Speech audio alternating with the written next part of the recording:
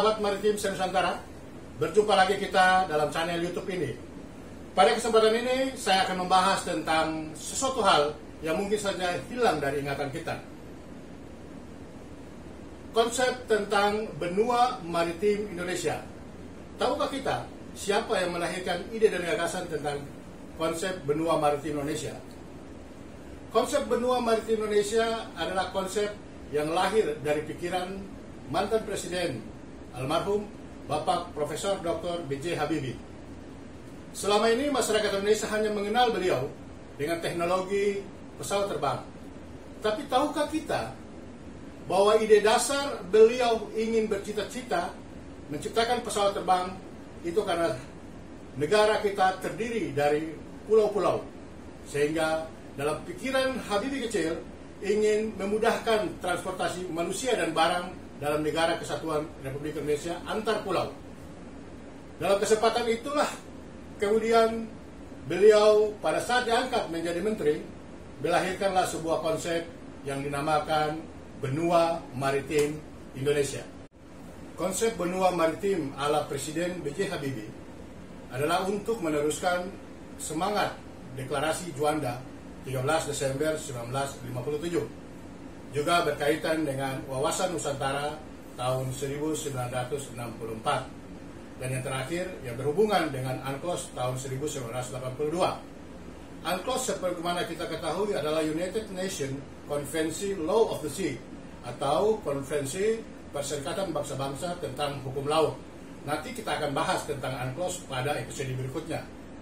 Atas dasar semangat ini, kemudian tahun 1996 di bawah kepemimpinan Presiden Soeharto, tepatnya 18 sampai dengan 19 Desember di Kota Makassar, dideklarasikanlah konsep atau doktrin benua maritim Indonesia oleh Presiden B.J. Habibie. Kala itu beliau masih menjadi menteri, lalu juga hadir Menko Polkam Susilo Sudarman dan beberapa pejabat pemerintah saat itu. Konsep benua maritim oleh almarhum Bapak B.J. Habibie bersama-sama dengan pemerintahan saat itu, dengan menempatkan wilayah di Kota Makassar, beliau ingin mengirim pesan dan mempertegas sikap tentang kejayaan pelaut kita, kejayaan maritim kita di masa lampau. Doktrin benua maritim juga mempertegas sikap bahwa lautan dan pulau-pulau kita bukan hanya berkaitan dengan ikan, terumbu karang, dan biota laut lainnya, tetapi lautan dan pulau-pulau kita adalah ruang gerak, ruang nafas, dan ruang hidup bagi kita. Doktrin benua maritim Indonesia lebih jelasnya adalah hidup dari dan dengan laut. Ada 7 doktrin yang terkandung di dalam konsep benua maritim Indonesia. Pertama adalah sumber nafkah berupa sumber protein dan energi. Kedua adalah sumber kesempatan kerja. Ketiga adalah sumber pengembangan ekonomi. 4. Sumber sains dan teknologi. 5. Sumber atau lahan untuk mengatur siasat seni pertahanan. 6. Sebagai unsur pemersatu. Dan yang terakhir, yang ketujuh adalah sebagai sumber inspirasi bagi seniman, ilmuwan, negarawan, dan pemikir.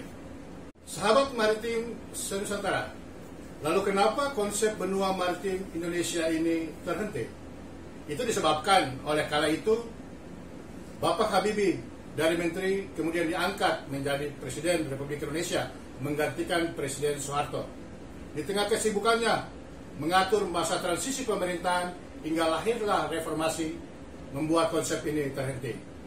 2014 hadir Presiden baru, Presiden Jokowi, yang kemudian menegaskan kembali visi Indonesia sebagai bangsa maritim. Tidak ada salahnya konsep Indonesia menuju poros maritim dunia juga dapat mengadopsi pikiran-pikiran cemerlang dari Bapak B.J. Habibie tentang konsep benua maritim Indonesia. Sampai jumpa lagi dalam video kita berikutnya. Dari saya, Baharudin Farawan, salam Cakrawati Samudra.